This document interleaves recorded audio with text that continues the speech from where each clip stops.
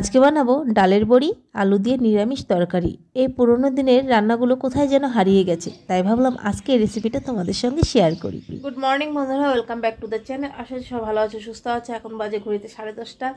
তো এখন কাজ বাজ কিছুই করা হয়নি, শুধু ব্রেকফাস্টটা করে নিলাম। ওরা তো গেছে স্কুলে, দুজনেই ছেলে মেয়ে, আর ও অফিসে চলে গেছে। এখন মেয়েকে আনার সময় হয়ে যাচ্ছে 11টার দিকে, কারণ আজকে থেকে মেয়ের ফাইনাল এক্সাম শুরু হয়ে গেছে। আজকে প্রথম দিন, তাই বলে 11টায় ছুটি হয়ে যাবে, নিতে যাব। তো ভাবলাম তার আগে কাপড়গুলো ভিজানো আছে, এগুলো খালি কাপড়গুলো আগে ধুয়ে নিই।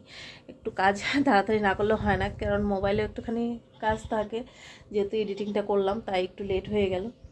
তো চলো বন্ধুরা, আজকের ব্লগটা দেখতে থাকো, আশা করছি তোমাদের খুব ভালো লাগবে। অনেকটা দেরি করে আজকে ব্লগটা শুরু করলাম, জানি না কি করতে পারবো কি দেখাতে পারবো, বুঝতে পারছি না।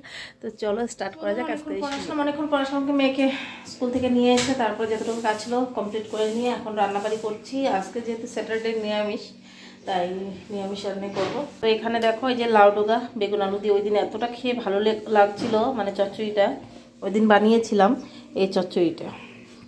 তো ওই দিন খাওয়ার পর না এতটা ভালো লাগছিল চচ্চড়িটা, তো আজকে লাউ ডোগা ছিল, তো ভাবলাম যে না আজকে এইভাবেই বানাবো, বেগুন আলু দিয়ে। দারুণ লাগে, তোমরা একবার ট্রাই করে দেখতে পারো। আজকে বানাবো নিরামিষ ডালের বড়ি আলু দিয়ে তরকারি। তো এখানে সর্ষের তেল দিয়ে দিয়েছি, তার মধ্যে দিয়ে দিলাম শুকনো লঙ্কা আর তেজপাতা, আর দিয়ে দিলাম কালো জিরে, আর এখানে দিয়ে দেবো টমেটো। টমেটোটা একটুখানি বেশি করে দিতে হবে।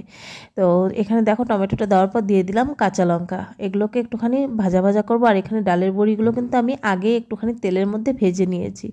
এটা হচ্ছে গিয়ে মাসকলাইয়ের ডাল, তো ওই ডালটাকে আমি ডালের বড়িটাকে ভেজে নিয়েছি। আর এই ডালের বড়িটা বাজার থেকে কিনে নিয়ে এসেছি, কিন্তু খুবই ভালো ডালের বড়িটা। তো দেখো এই টমেটোর মধ্যে দিয়ে দেবো নুন, যাতে টমেটোগুলো গলে যায়। আর এখানে আলুগুলোকে আমি আগে থেকে সেদ্ধ করে নিয়েছি, আর এই আলুগুলোকে আমি হাত দিয়ে ভেঙে দেব, কারণ এটা যদি কোনো হাতা বা কোনো চামচ দিয়ে কেটে কেটে দেই তাহলে কিন্তু ওই তরকারির স্বাদটা আসবে না, যেটা হাত দিয়ে আলুটা ভেঙে দিলে স্বাদ হয়। কিছু কিছু ছোট ছোট টিপসগুলিও কিন্তু আমাদের রান্নাগুলোকে আরও স্বাদ বাড়িয়ে দেয়। তো দেখো আলুগুলোকে এভাবে ভেঙে নিলাম আমি। আর হচ্ছে গিয়ে টমেটোটা দেখি এখন গলে গেছে নাকি। তো দেখো টমেটোটা কিন্তু হালকা হালকা গলছে, দেখে বুঝতে পারছো হালকা হালকা নরম হয়ে গেছে। আর এখন এটার মধ্যে দিয়ে দেব সেদ্ধ করা আলুগুলোকে দিয়ে দিলাম। আর এই রান্নাটা আমার শাশুড়ি মা করতো, তো মানে খুবই ভালো লাগতো ওনার হাতে, মানে কি বলবো, মানে এই তরকারিটা দারুণ লাগতো। তো এখানে নুন দিয়ে দিলাম, হলুদ দিয়ে দিলাম, লঙ্কা গুঁড়ো দিয়ে দিলাম, আর দিয়ে দিলাম ধনে গুঁড়ো অল্প একটু, আর দিয়ে দিব জিরে পেস্ট। তো জিরে পেস্ট বদলে কিন্তু জিরের গুঁড়ো দিতে পারো। তো এখানে দিয়ে দিলাম। এখন এই মশলাগুলোকে সবগুলোকে আমি সুন্দর ভাজা ভাজা করে নেব। আর বলছিলাম মানে ওই আগে কিন্তু এই রান্নাগুলো খুবই হতো, কিন্তু এখন অনেক নতুন নতুন রান্না এসে এই রান্নাগুলোকে কোথাও যেন একটা ঢেকে দিয়েছে। তাই ভাবলাম আজকে এই পুরোনো দিনের একটা রেসিপি তোমাদের সঙ্গে শেয়ার করি। একদম নিরামিষ রেসিপি, তোমরা কিন্তু নিরামিষ দিনেও খেতে পারো। আর এই নিরামিষ বড়ি আলুর তরকারিটা রুটি বলো বা ভাত বলো বা পরোটা বলো বা লুচি বলো, সব কিছুর সঙ্গেই কিন্তু দারুণ লাগে। তোমরা একবার অবশ্যই বাড়িতে এইভাবে একদম সেম করে ট্রাই করে দেখো, দারুণ লাগে খেতে। তো দেখো তোমাদের সঙ্গে কথা বলতে বলতে মশলাটাও কষে গেল। আর এখানে দিয়ে দিলাম এখন পরিমাণ মতো জলটা দেওয়ার সঙ্গে সঙ্গে তারপর দিয়ে দেবো ভেজে রাখা ডালের বড়িগুলোকে। তো ডালের বড়িগুলোকে দেওয়ার পর এখন আমার গ্যাসের আঁচটাকে একটুখানি কম করে রেখে দেবো, কারণ হচ্ছে গিয়ে আর ডালের বড়িটা কিন্তু অবশ্যই ভালো হতে হবে। তো গ্যাসের আঁচটাকে কম করে দিলাম যাতে ডালের বড়িগুলো গলে যায়। তো দেখো ততক্ষণে আমি একটুখানি গাছ থেকে ধনেপাতা নিয়ে নিই। একটু তাজা ধনেপাতা গাছে মানে তরকারিতে দিলে তো ভালোই লাগে, আর যদি ধনেপাতা না থাকে না দিলেও হবে। তো আমি এখান থেকে গাছ থেকে নিচ্ছি। আর জানো গাছের এই যে ধনেপাতাগুলো না উঠাতে ইচ্ছে করে না, কিন্তু উপায় নেই, উঠাতে তো হবেই, নাহলে পেকে যাবে আর খেতে পারবো না, নষ্ট হবে।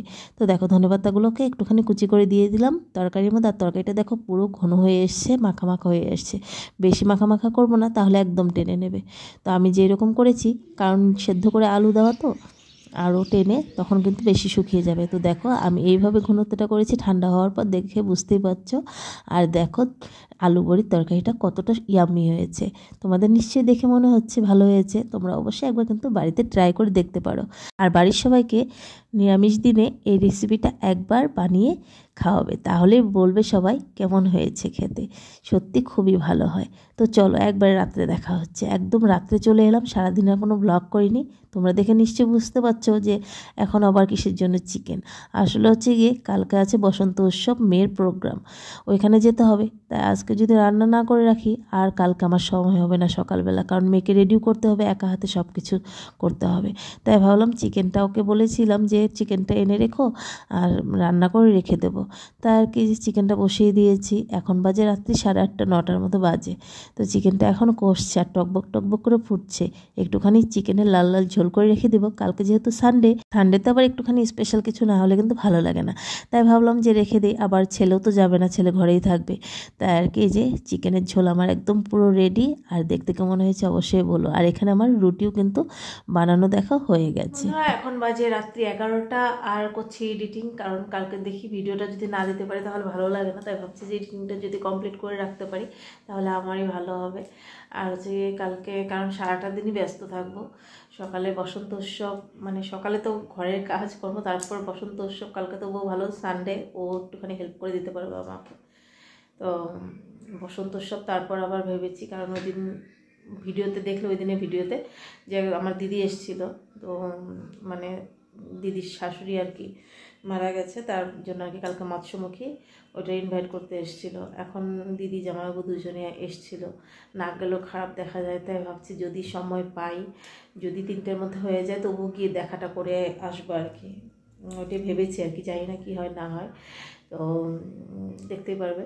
আর কালকে কিন্তু ব্লগটা খুবই ভালো হবে, তো অবশ্যই ব্লগটাতে চোখ রেখো। কালকে বসন্ত উৎসব, আশা করছি খুব এনজয় হবে, আর আমাদের সঙ্গে তোমরা করবে, কারণ হোলি তো সামনেই চলে এসছে। তো চলো বন্ধুরা, আজকে ভিডিওটা এখানে শেষ করছি। আজকে ভিডিওটা একটা ছোট্ট মোটো ভিডিও হবে, যাই হোক বন্ধুরা, যদি আজকে ভিডিওতে কিছু একটা ভালো লেগে থাকে তাহলে অবশ্যই একটা করে লাইক করো, কমেন্ট করো, শেয়ার করো, আর চ্যানেলটাকে সাবস্ক্রাইব করা না থাকে চ্যানেলটাকে সাবস্ক্রাইব করো আমার পাশে থেকো। আর ফেসবুক পেজ থেকে যদি ভিডিওটাকে দেখছো প্লিজ ফেসবুক পেজটাকে ফলো করে আমার পাশে থেকো। তো চলো বন্ধুরা, আজকে ভিডিওটা এখানে শেষ করছি। সবাইকে গুড নাইট, সবাই ভালো থেকো, সুস্থ থেকো। কালকে আসবে একটা নতুন ব্লগ নিয়ে। আজকে আমাদের টাটা।